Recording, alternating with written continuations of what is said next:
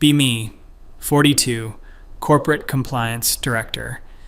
Been married to Benjamin for 15 years. Met him in our late 20s at a work conference. He seemed different from other guys, actually listened when I talked about my career goals, told me he wanted a real partnership, not some 1950s dynamic.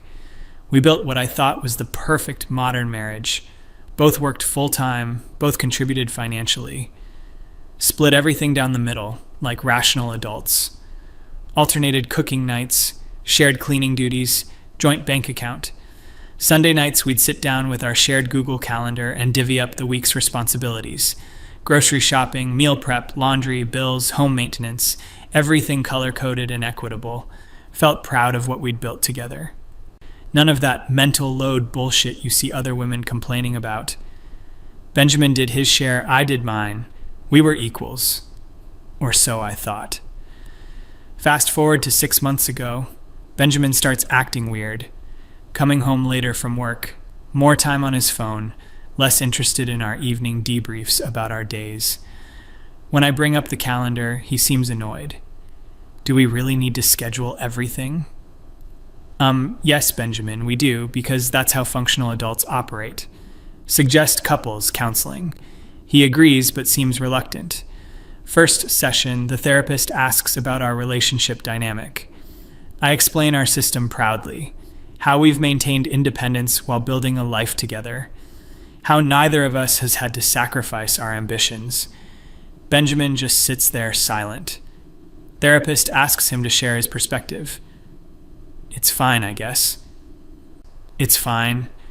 After one session, Benjamin says he doesn't want to continue. Says therapy isn't for him. 2 weeks later, he sits me down. I'm leaving, just like that. 15 years, and he's leaving. My brain immediately goes to logistics. Okay, we need to figure out asset division. The house, we should get a mediator. He cuts me off. There's someone else. Feel like I've been punched in the stomach. Who? He won't say it first. Finally admits it's someone from his gym. Her name is Bethany. She's 23. 20-fucking-3. I actually laugh. This has to be a midlife crisis thing. He'll come to his senses. You're leaving me for a child? He gets defensive. She's not a child, she's an adult. Okay, Benjamin, she was in high school when we got married, but sure. Ask what this girl could possibly offer that I don't. He won't look at me. She makes me feel like a man. I feel my blood pressure spike. What the fuck does that mean? He starts talking and I can barely believe what I'm hearing. Bethany doesn't work. She's focused on building a home. She cooks him elaborate meals just because. She asks his opinion on everything. She thinks his job is important and impressive. She makes him feel needed. I'm still processing. I make you feel needed. We're partners. That's different. How? You don't need me. You make that very clear. You're completely self-sufficient. You say that like it's a bad thing. He just shakes his head. I'm tired of negotiating everything. I'm tired of the spreadsheets and the calendar and splitting grocery receipts. That's called being responsible adults, Benjamin. Bethany doesn't make me feel like a project manager. She makes me feel like a husband. Want to scream that he doesn't know what the fuck he wants. Instead, I go cold and logical. Fine, leave. But you're going to regret this when you realize you traded a partner for a dependent. He moves out that week. Moves in with her apartment that her parents pay for, apparently. I throw myself into work. Tell my colleagues we're separating. They're sympathetic, but I can see the questions in their eyes. My assistant Karen, whose husband does fuck all around the house, actually says, well, at least you don't have kids to worry about. We'd decided together not to have children. Both our careers were demanding and we liked our freedom. Now that decision feels like a knife twisting. I could have had something of my own. Instead, I have a corner office and an empty house. Start seeing a therapist alone. She's nice enough, but keeps asking how I feel. I feel like my husband is a fucking cliche. I feel like everything I believed in was apparently wrong. I feel like I've been working a job for 15 years that I just got fired from. My sister calls to check in. She's been married to her high school sweetheart for 20 years. Stay-at-home mom, 3 kids, does all the traditional wife stuff. I'd always felt a little superior to her, if I'm honest. Like I'd evolved past that. Now she's calling to comfort me. Men are simple creatures, she says. They want to feel respected and needed. I did respect him. I respected him enough to treat him like an equal. Maybe that was the problem, she says gently. Want to throw the phone. Instead, I ask what she means. Some men don't want to be equal. They want to be the leader. That's bullshit patriarchal programming. She sighs. Maybe, but it's reality. We hang up, and I pour myself a large glass of wine. Start looking at Bethany's social media like a masochist. Her Instagram is public. Pictures of elaborate home-cooked meals, her in sundresses, her and Benjamin hiking, him with his arm around her. She's posted a picture of cookies she made for my hard-working man. I want to vomit. There's a selfie of them together. Benjamin looks happier than I've seen him in years. He's looking at her the way he used to look at me. Actually, no. He's looking at her differently, like she's precious, like she needs protecting. He never looked at me like that. I didn't want him to. I wanted to be seen as capable and strong. Apparently that's not sexy. The divorce proceedings start. My lawyer is a shark. She's going to take him for everything. Feel a grim satisfaction about it. At least I'll win this. Benjamin's lawyer sends over his proposed division. It's actually fair, more than fair. He's offering me 60% of the assets. The house, most of the retirement accounts. My lawyer is thrilled. I feel empty. He's buying his way out. He can afford to be generous because he's already won. He got what he wanted. Sign the papers. We meet one last time to finalize everything. He looks good, relaxed. There's a lightness to him I don't recognize. You look happy, I say, and hate how bitter I sound. He has the grace to look uncomfortable. I didn't mean for this to happen, but you're glad it did. He doesn't deny it. Can I ask you something? I say. Sure.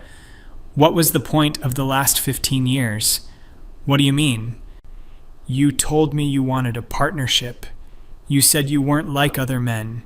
You said you respected my career and my ambitions. I did. I do. But apparently you wanted someone who'd give all that up to wait on you. He's quiet for a long time. It's not about waiting on me. Then what is it about Benjamin? It's about feeling like I have a purpose in someone's life. You had a purpose in my life. No, I had a role, we had an arrangement, it was efficient and equal and completely fucking soulless. His voice breaks a little. When did you start feeling that way? I don't know. Gradually, it's hard to pinpoint. And you didn't think to tell me? I tried. You'd turn it into a discussion about emotional labor and communication frameworks. He's right, and I hate that he's right. I did do that. Because feelings are messy, and I like things organized.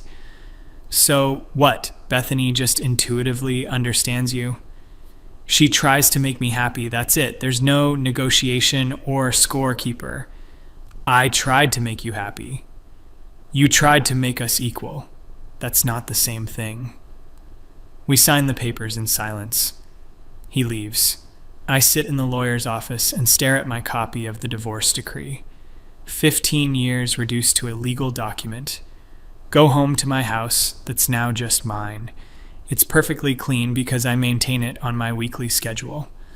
The fridge has my meal prepped containers lined up, everything labeled and dated. I heat up chicken and quinoa and sit at the dining table alone. Think about Bethany probably cooking Benjamin a roast or something, plating it nicely, them eating together while she asks about his day. Really asks, not just going through the motions between checking work emails. I check my work emails while I eat. Realize I'm doing exactly what I'm imagining criticizing her for not doing. Don't know what that means. Weeks pass. Throw myself harder into work. Take on extra projects. Volunteer to lead the Diversity and Inclusion Committee. At least there I can talk about equality and partnership and have people nod along. My friend Michelle from book club reaches out. Wants to get drinks. She's going through a divorce too. We meet at a wine bar. She's angry. I like that. Her husband left her for his secretary. Another fucking cliche. Men are trash, she says. I agree. We're both successful women. We both have advanced degrees, good salaries, our own money, and we both got left for younger women who need them. What's wrong with being independent? Michelle asks. Nothing. There's nothing wrong with it. Then why does it keep happening? Don't have an answer. We get drunk and take an Uber home. Wake up hungover and check my phone. Benjamin's number is still in my favorites. I never deleted it. Scroll through old texts. They're all logistics. Can you grab milk? Running late, be home at 8. Your turn to take the car in for service. When did we stop saying I love you? Try to find the last time either of us said it in text. Have to scroll back almost 2 years. It was my birthday. He wrote, "Happy birthday, love you." I wrote back, "Thanks. Don't forget we have dinner reservation at 7. Jesus Christ. I didn't even say it back. Sit with that realization, go to therapy, and bring it up. Do you think you were afraid of vulnerability? My therapist asks. I wasn't afraid. I just didn't think relationships needed to be performative. Is expressing love performative? It can be. People say it out of obligation all the time. Did Benjamin say it out of obligation? Think about this. No, I don't think so. I think he actually meant it. And you? I meant it too. I just didn't need to say it constantly. Did he need to hear it? Feel defensive. If he needed constant validation, that's his issue. Therapist just looks at me. That look that means I should think about what I just said. Healthy relationships include vulnerability and reassurance. I thought healthy relationships were built on mutual respect and equality. They can be both. Mind blown, apparently. I've been thinking about this all wrong. Or maybe I've been right, and the world is just fucked up. Don't know anymore. Attend a work function. One of the senior VPs has his wife there. She's younger, probably early 30s. She worked in marketing before they had kids. Now she stays home with their 3 children. I've always felt a bit sorry for her. Given up her career, completely financially dependent. Watch them interact at the cocktail hour. The way she touches his arm when she talks to him. The way he lights up when someone asks about their kids. She's smart, engaging, asks me about my work with genuine interest. Don't you miss working? I ask. She considers this. Sometimes, but I like what I'm building at home. Our family is my career now. But what about your identity outside of being a wife and mother? She smiles. I have hobbies, friends, I volunteer. I'm still me. I just prioritize differently. Want to argue, but she seems genuinely happy. Doesn't it bother you being financially dependent? We see it as our money, not his money. I contribute differently, but equally. There's that word again, equally. But it means something different to her. She excuses herself to check in with the babysitter. Her husband watches her walk away with obvious affection. 15 years of marriage and 3 kids, and he still looks at her like that. Benjamin never looked at me like that. Or maybe he did, and I was too busy checking my phone. Drive home alone. House is dark and empty. All my independence and equality got me a dark, empty house. Pour wine and sit in the living room we decorated together. Minimal, modern, carefully curated. It looks like a hotel. Wonder what Bethany's place looks like. Probably cluttered with throw pillows and scented candles. Probably cozy. Probably a home instead of a showcase. My phone rings. It's my mom. She's been worried about me. How are you holding up, sweetie? I'm fine, Mom. You don't have to be fine. I know I just am. Your father and I never understood your arrangement with Benjamin. Feel myself getting defensive. Our arrangement was a modern equal partnership. I know, honey, but marriage isn't a business contract. It's not supposed to be unequal either. There are lots of ways to be equal. Everyone keeps saying this. Dad made more money than you. You did more housework. How is that equal? I chose to stay home when you kids were young, and your father never made a major decision without consulting me. We valued each other's contributions differently. But you were dependent on him, and he was dependent on me, just in different ways. Never thought about it like that. Do you regret it? Not for a second. We built a beautiful life together. She has been married for 45 years. What do I have? A career and an empty house. We talk for a while longer.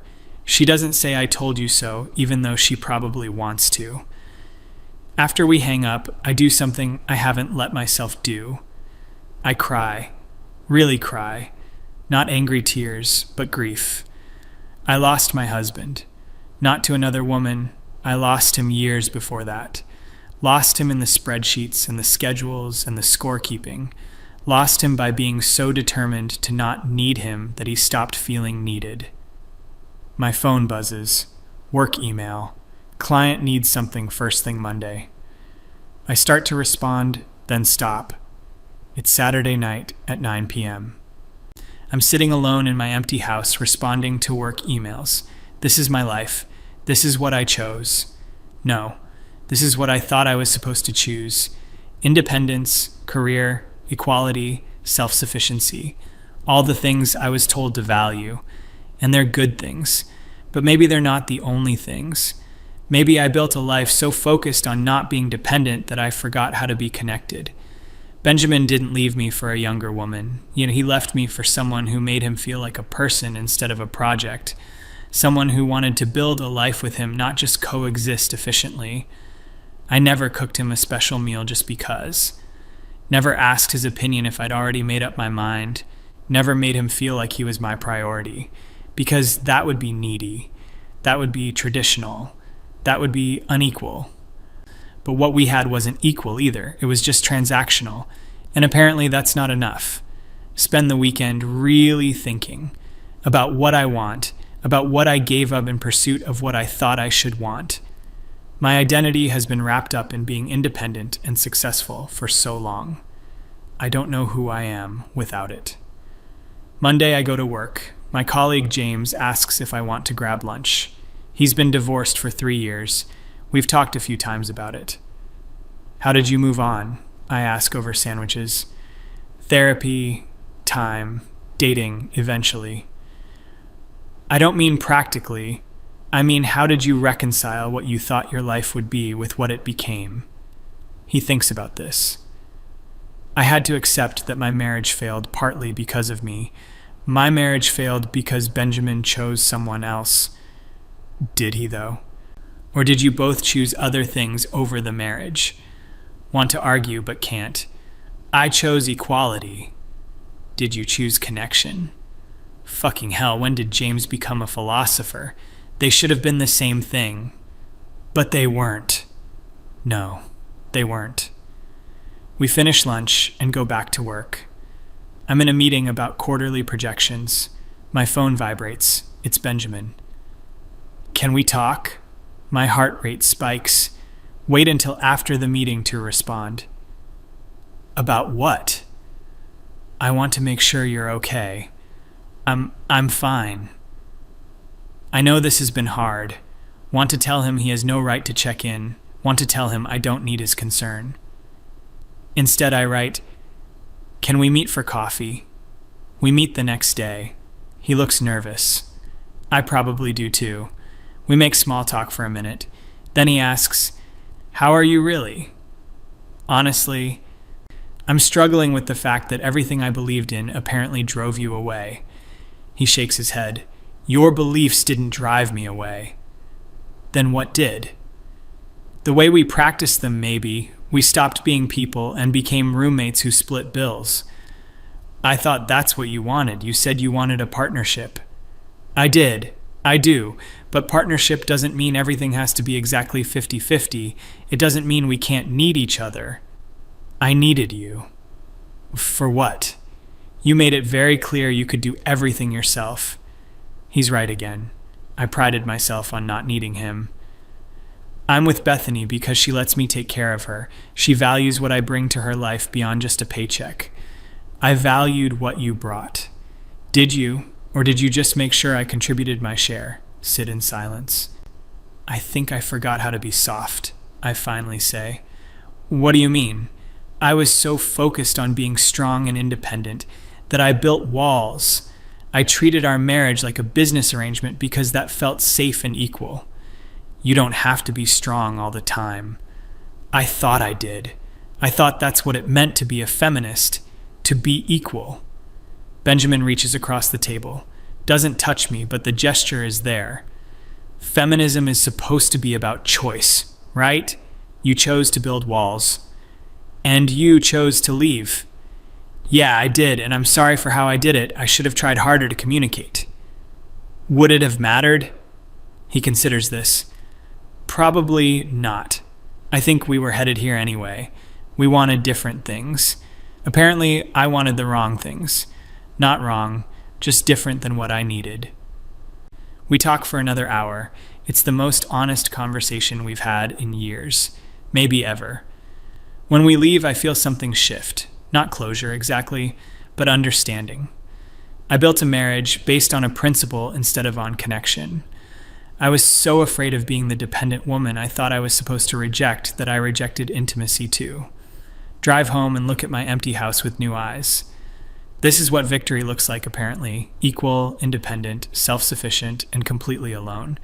I won the battle against traditional gender roles, but I lost the war for connection. My phone rings. It's Michelle. She started dating someone new, wants to tell me about him. He's nice, respectful, has a good job. And here's the crazy part, she says. He actually asked if he could take care of me. What did you say? I almost said no automatically, but then I thought, why not?